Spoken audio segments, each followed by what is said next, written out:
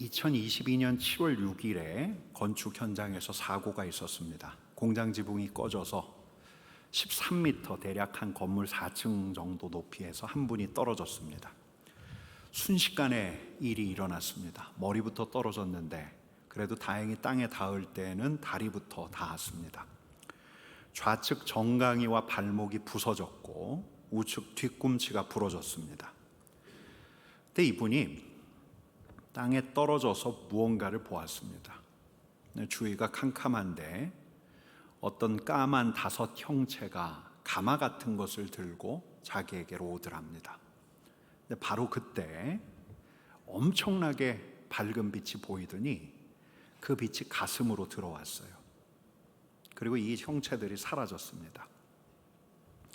올해 2월에 몸에 넣은 철심을 제거하는 수술을 받으면서 당신을 살게 한 분이 하나님이시라는 고백, 확신을 갖게 되었다고 합니다. 그리고 이분이 하루에 2시간씩 말씀을 읽었대요. 벌써 성경을 한번 통독하셨다고, 또 설교도 계속 들었습니다. 불자로 지내면서 이분이 지은 사찰만 해도 여러 군데였다는데 이분이 예수를 믿었습니다. 이 가정에서 처음으로 예수를 믿었습니다. 얼마 전에 등록한 우리 세 가족 이야기입니다. 미국으로 유학 간 아들이 한인교회를 통해서 예수님을 알았습니다. 아들은 가족들에게 종종 예수님 이야기를 하고 교회 이야기를 했습니다. 아들의 권면과 기도 때문이었을까, 어느 날 아버지가 먼저 결단을 했습니다. 그리고 아내와 딸을 데리고 함께 교회로 나갔습니다. 지난 여름에 아들이 방학을 맞아 한국에 들어왔는데 아들은 어떻게 하다가 우리 삼덕교회를 알게 되었고, 아들이 한국에 있는 4개월 동안 이 가족은 우리 교회에 나와서 함께 예배를 드렸습니다. 아들이 출국하고 난 그 다음 주에 이 가족들이 목양실에 들르셨는데 물어오셨습니다. 우리 교회에서 신앙생활을 해도 되겠냐고. 여러분, 새 가족들의 스토리를 듣고 있노라면 생각하지 않을 수가 없습니다. 세상 모든 민족이 구원을 얻기까지 쉬지 않으시는 우리 하나님, 우리 하나님의 열심, 예수 그리스도를 통해서 생명의 길, 하나님의 다스림에 이르는 길을 열어두신 후에 당신의 형상을 지닌 피조물들이 구원을 얻기까지 쉬지 않고 일하시는 우리 하나님의 열심. 여러분, 우리들은 보이는 세계에 현혹되어서 보이지 않는 세계를 의식하지 않고 살아갈 때가 많은데, 아니, 의식하지 않을 뿐만 아니라 부인하며 존재하지 않는 것처럼 살아갈 때가 많은데, 세상에서 살아가는 보이지 않는 세계를 알지 못하는 이들과 별로 다르지 않게 똑같이 살아갈 때가 많은데, 그래서 하나님께서 더 열심을 보이시는 걸까? 지금 우리에게 오고 있는 세계가 있는데, 우리 주님과 함께하며 우리 주님의 다스림 속에서 우리 주님을 예배하고 주님과 더 깊은 사귐 속에서 살아가는 그 세계, 그 영원한 세계, 영원한 삶을 그분의 자녀들조차 이제는 기대하며 살지 않으니까, 동경하지 않으며 살아가니까 우리 하나님께서 더 열심을 보이시는 게 아닐까. 세상의 여흥, 세상이 가져다주는 자극적이고 일시적인 기쁨에 매료되어서 지금부터 맛볼 수 있는 영원한 삶의 단편들, 그리스도 안에서 향유할 수 있는 의와 평강과 쾌락이 있는 삶, 나를 황량한 세상에서 너끈히 지탱하고도 남을 견고한 소망과 사랑의 삶, 이걸 가벼이 여기니까 우리 하나님께서 더 열심을 보이시는 게 아닐까. 여러분, 세상 모든 민족이 구원을 얻기까지 쉬지 않으시는 우리 하나님의 강권적이고 주도적인 역사를 보고 있노라면 하나님께서 우리에게 이렇게 말씀하시는 것 같아요. 보이지 않는 세계가 있다. 지금 오고 있는 세계가 있다. 지금 여기서부터 시작된 세계가 있다. 여러분, 저는 처음에 선교지에서만 그런 줄 알았어요. 이슬람 교도들, 이스라엘에 살아가는 유대인들이 꿈과 환상을 통해서 예수님을 만난다고 하잖아요. 근데 이제는 지금 여기서도 이런 일들이 계속해서 일어나고 있는 거죠. 그럼 둘 중 하나예요. 원래 우리 하나님께서 예전부터 어느 지역에서나 다양다기한 방식으로 당신의 살아계심을 나타내셨거나, 아니면 종교의 자유가 있는 이 땅, 종교인 중에서도 개신교 비율이 상당히 높은 이 땅도 이제 소위 말하는 선교지, 미개척지, 신앙의 열정이 휘발된 메마른 황무지로 급속하게 변하고 있어서 우리 하나님께서 이런 일들을 행하시는가? 여러분, 제가 이번에 사도행전 쭉 읽어나가면서 유난히 눈에 들어왔던 게 뭐냐면 사도 베드로와 사도 바울이 전한 메시지였어요.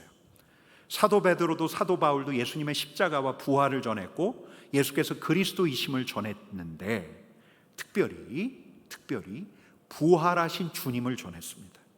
죽은 자의 부활을 전했고 생명의 주 되신 예수 그리스도를 전했어요. 전염병, 사고, 이런 돌연한 죽음이 만연한 세상 안에서 죽음이 우리의 삶의 종지부가 될 수 없다는 거, 아무도 저항할 수 없을 것 같았던 사망의 권세를 이기신 분이 있다는 것을 사도 바울이 전했어요. 여러분, 사도 바울은 바리새인이에요. 바리새인의 뜻이 무엇인지 아십니까? 한번 물어볼까요? 지목해서. 아십니까? 여러분, 바리새인, 위선자 이렇게 생각하시면 안 돼요. 바리새인의 뜻은 구별된 자라는 뜻이에요. 그 이름답게 거룩하게 구별된 자로 살아가기에 힘썼던 이들이 바리새인들이었어요. 모세 율법과 선지서를 열심을 내서 연구했던 이들이 이 바리새인들이었죠. 물론 이들은 자기들이 옳다는 자부심도 대단했고, 그래서 다른 사람들을 너무 냉혹하게 대했고, 전통과 계명을 사람 생명보다 더 중요하게 여겼고, 종교적인 열심을 하나님보다 더 중요하게 여겼기 때문에 우리 주님께서 아주 호되게 질책하셨던 때도 있지만, 여러분, 이들은 죽은 자의 부활을 배웠어요. 그리고 믿었어요.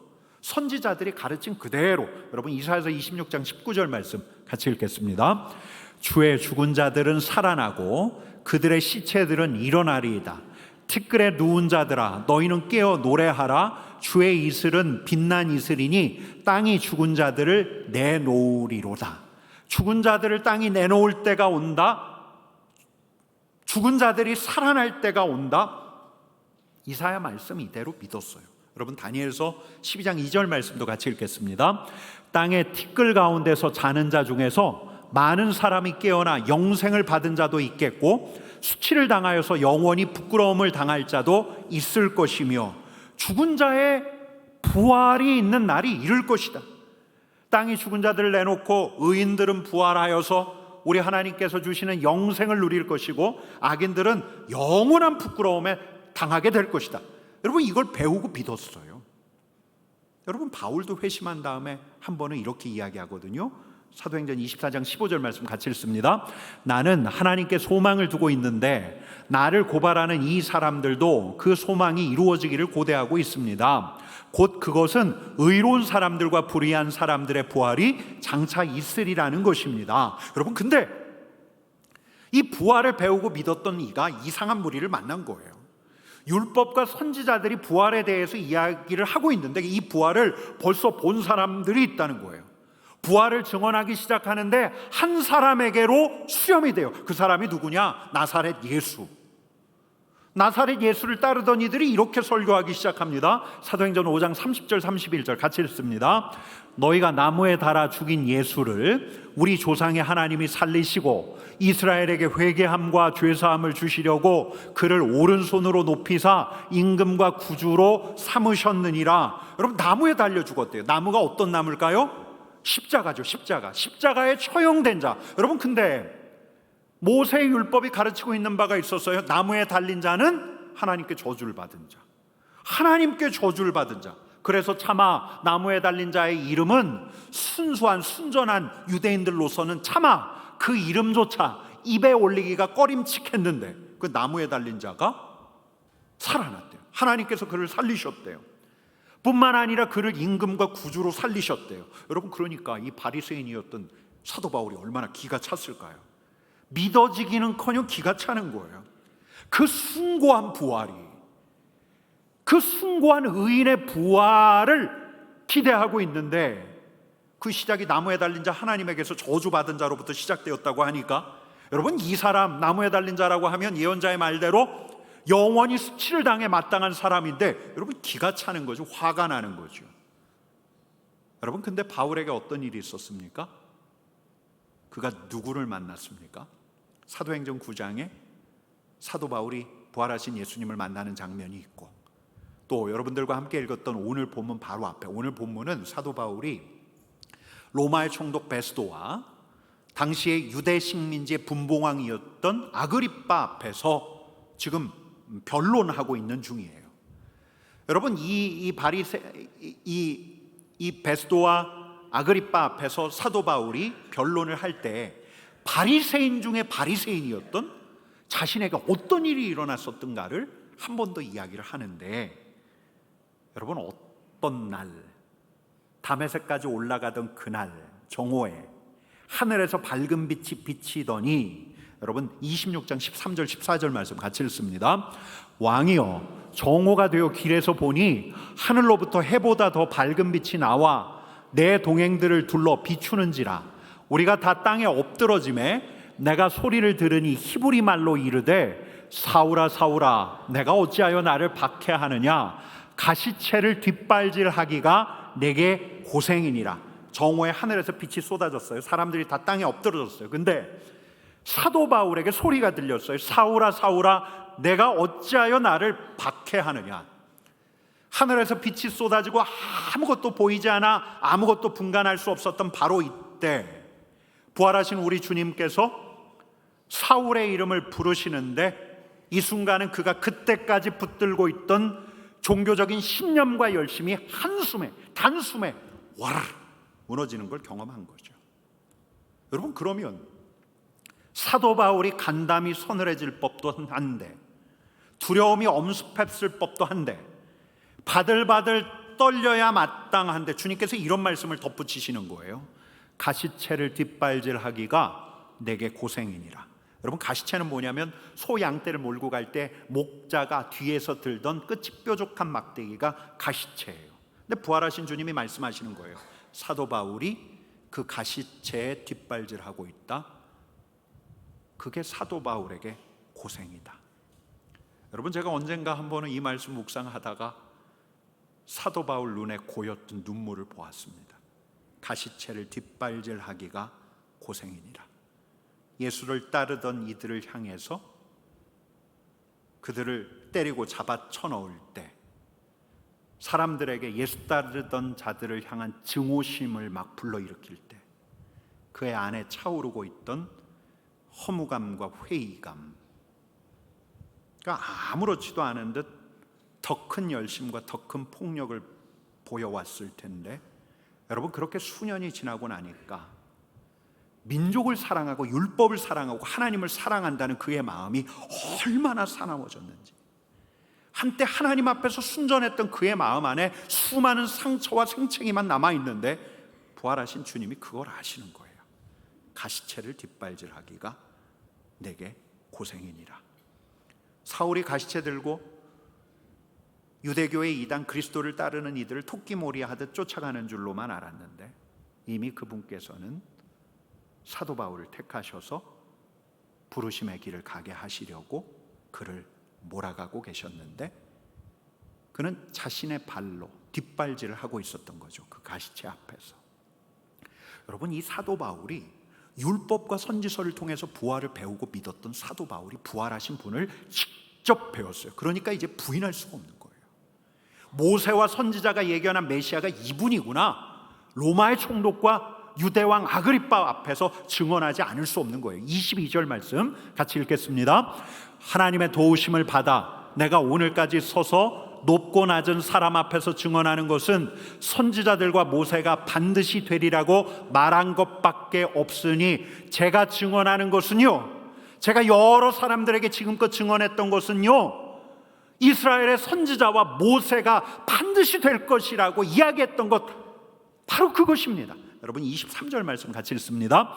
곧 그리스도가 고난을 받으실 것과 죽은 자 가운데서 먼저 다시 살아나사 이스라엘과 이방인들에게 빛을 전하시리라 하미니. 여러분, 바울이 알았어요. 수많은 율법학자들이 주목했지만 잘 이해되지 않았던 예컨대 이사야서의 이런 구절, 그는 실로 우리의 질고를 지고 우리의 슬픔을 당하였거늘 우리는 생각하기를 그는 징벌을 받아 하나님께 맞으며 고난을 당한다 하였노라. 그가 찔림은 우리의 허물 때문이요 그가 상함은 우리의 죄악 때문이라. 그가 징계를 받음으로 우리는 평화를 누리고 그가 채찍에 맞음으로 우리는 나음을 받았도다. 이 말씀이 율법학자들이 가르쳐주지 않았던 이 고난받는 종에 대한 이 말씀이 예수 그리스도를 통해서 성취되었구나. 예수 그리스도를 가르치는구나. 이사야의 말대로 이 그리스도께서 죽은 자 가운데서 살아나셨구나. 하나님의 백성이 이스라엘을 넘어서서 열방을 향한 빛이 되는 분이 바로 이분이시구나. 선지자의 말대로. 여러분 믿으십니까? 부활하신 우리 주님 믿으십니까? 여러분, 예수님께서 부활하셨음을 여러분 믿으십니까?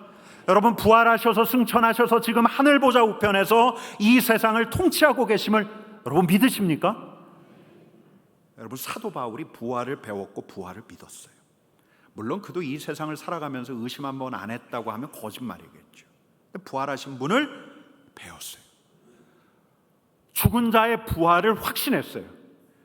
예언자들이 이야기했던 죽은 자의 부활이 예수 그리스도를 통해서 성취되었음을, 부활 생명의 길이 열렸음을 확인했어요. 여러분, 그래서 사도 바울은 서신서를 통해서 이렇게밖에 말할 수 없는 거예요. 15장 19절 말씀, 고린도전서 같이 읽습니다.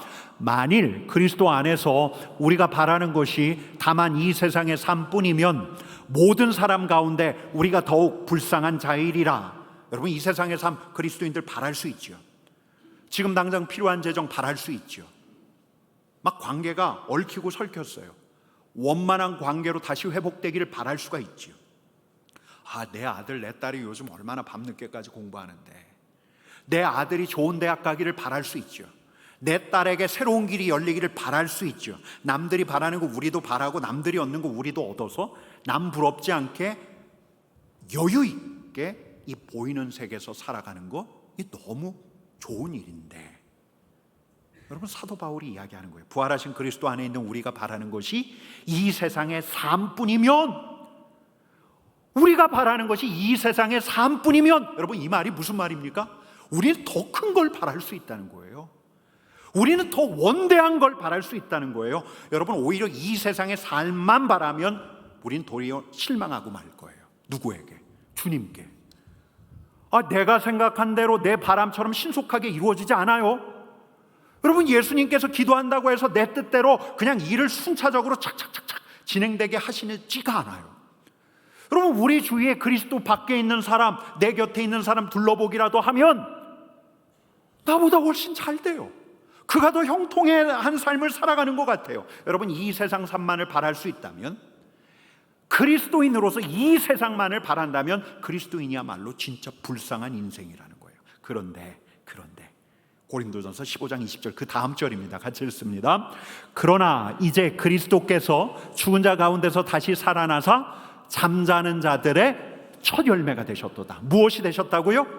첫 열매가 되셨대요. 첫 열매가 되셨다는 건 나중 열매, 그 다음 열매가 있다는 거예요. 그리스도께서 다시 오실 때, 그래서 만유를 회복하실 때, 이 세상을 새로 여실 때 그리스도에게 속한 자들도 이제 부활하게 될 거라는, 우리에게 영생이 있다는 것.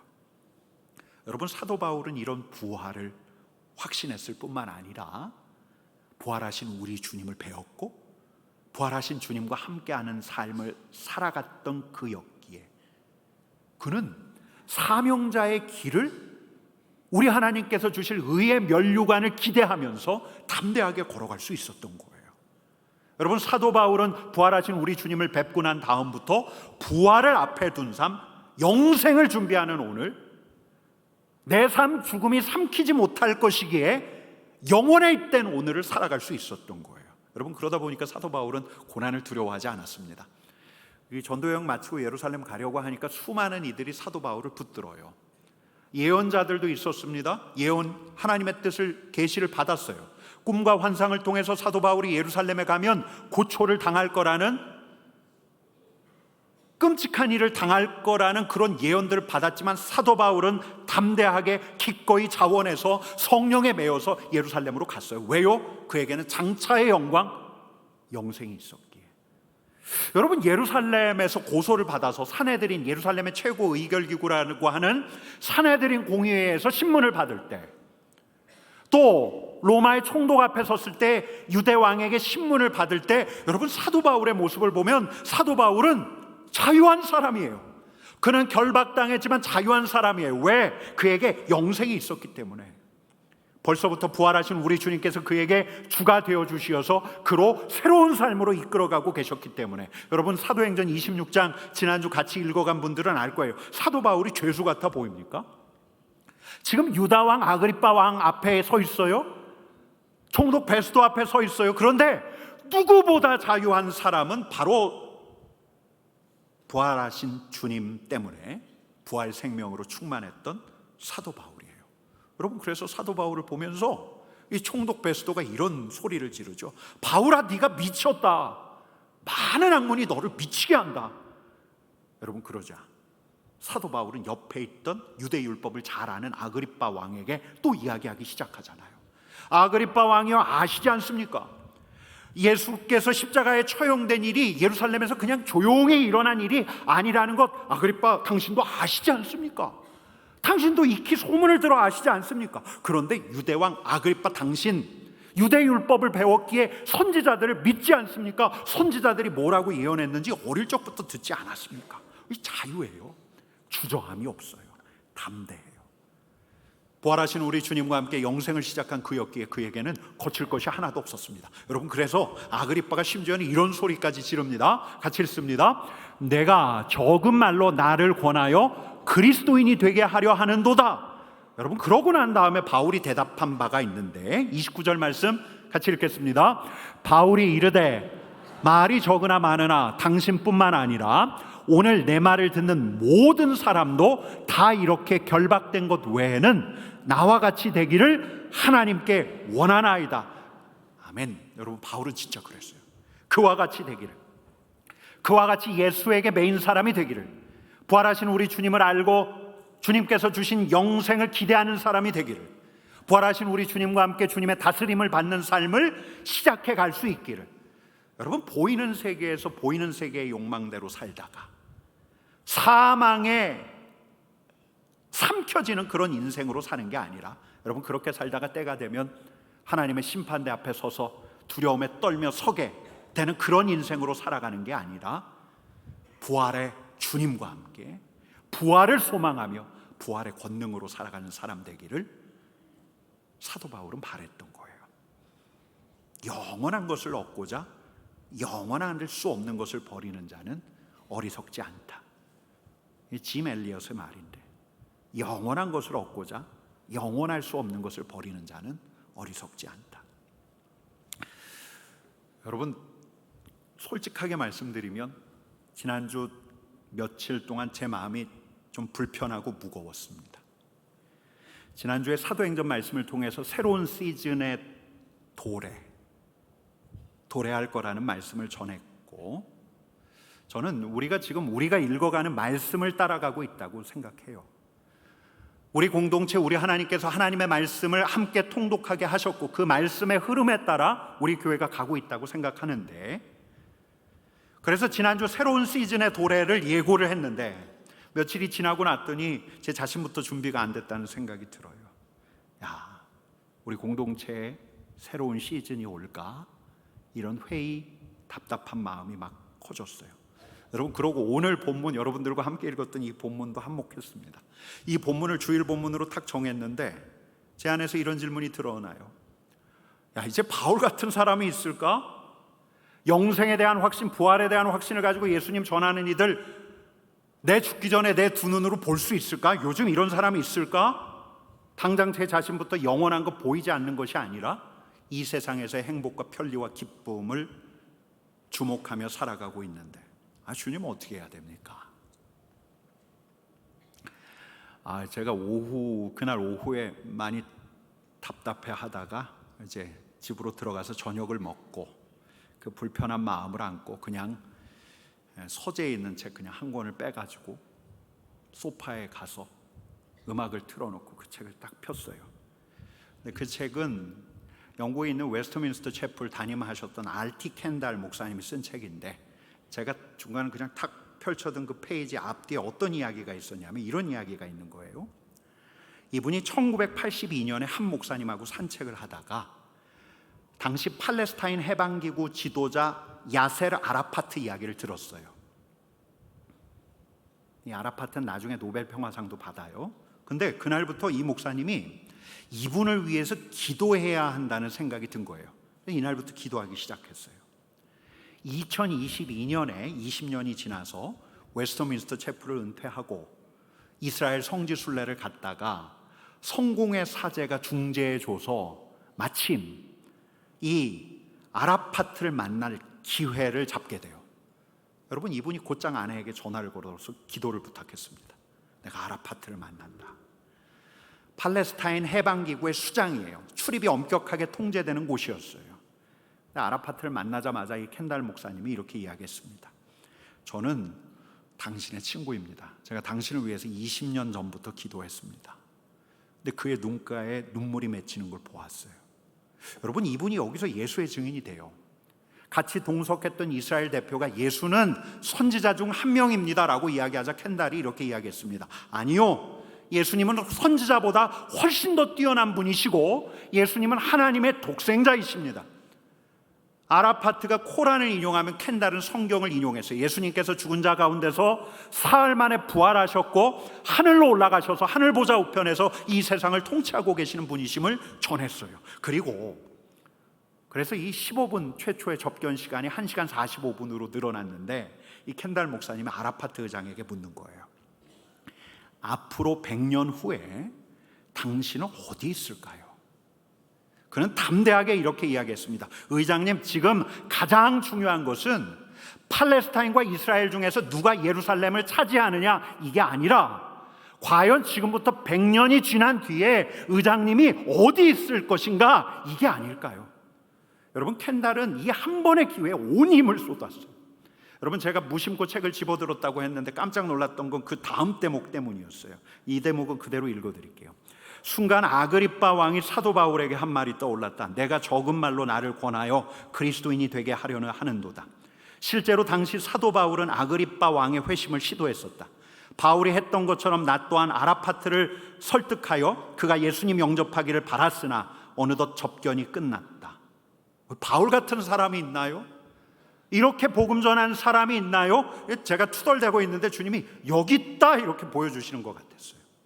여러분, 켄달은 이후에도 여러 차례 이 아라파트를 만났습니다. 만날 때마다 기도했고, 만날 때마다 복음을 전했고, 만날 때마다 그를 아끼며 함께 교제했어요. 두 번째 만났을 때 이렇게 이야기했대요.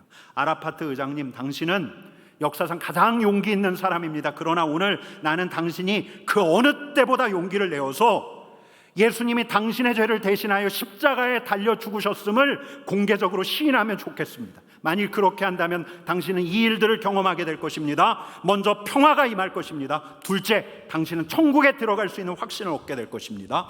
지혜를 얻게 될 것입니다.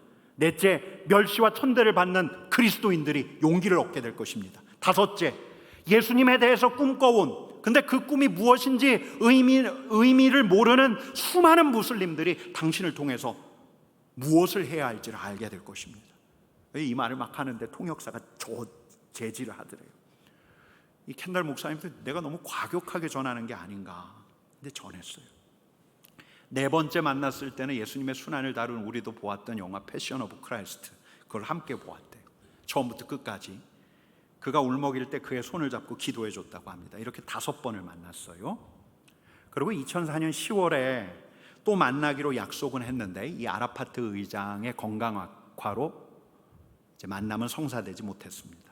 그해 11월에 이 아라파트가 사망했는데, 사망하고 그 다음 날 예루살렘에 사는 한 여성이 이 켄달 목사님에게 전화를 했어요. 근데 그 여성이 하는 말이, 그 여성의 친구가 아라파트가 죽던 날 새벽 4시경에 뭘 들었대요. 이런 소리. 야세르 아라파트는 켄달 목사의 도움으로 예수님을 영접해서 천국에 들어갔다. 이게 무슨 말이야?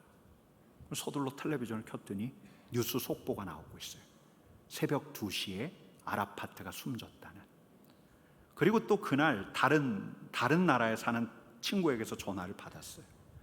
새벽에 잠에서 깨었는데 주님께서 그로 침대에서 내려와 무릎을 꿇고 야세르 아라파트를 위해서 기도하기를 원하시는 것처럼 느껴지더래요. 한 번도 그에 대해서 기도해 본 적이 없는데 그 어제 새벽에 기도했대요. 이게 대체 무슨 일인가 싶어서 텔레비전을 켰는데 바로 그 순간 뉴스 속보가 나오면서 아라파트가 숨을 거뒀다는 걸 알게 되었대요. 여러분, 이 이야기가 먼저는 제게 용기를 줬어요. 부활과 영생을 잊지 말라. 지금도 사도 바울처럼 부활과 영생을 전하는 이들이 있다. 그리고 주님께서는 이런 이들을 통해서 지금도 무수한 인생들을 영생으로 새로운 삶을 시작하게 하신다. 여러분, 지난 수요일 날 한가위 마치고 교회로 돌아와서 수요 예배 마치고 나가는 길에 교회 현관문을 탁 열었더니 숨이 그냥 턱 막히더라고요. 여러분, 이번 한가위 추석은 추석이 아니라 하석 아니었습니까? 하석, 와, 정말 가을 같지가 않았잖아요. 야, 이 시즌이 끝나지 않는구나. 여러분, 근데 어제 비가 오고 오늘 갑자기 가을이 왔습니다. 아마 내일이면 완연한 가을을 우리도 경험하게 될 거예요. 우리 교회의 새로운 시즌도 이렇게 갑자기 올까?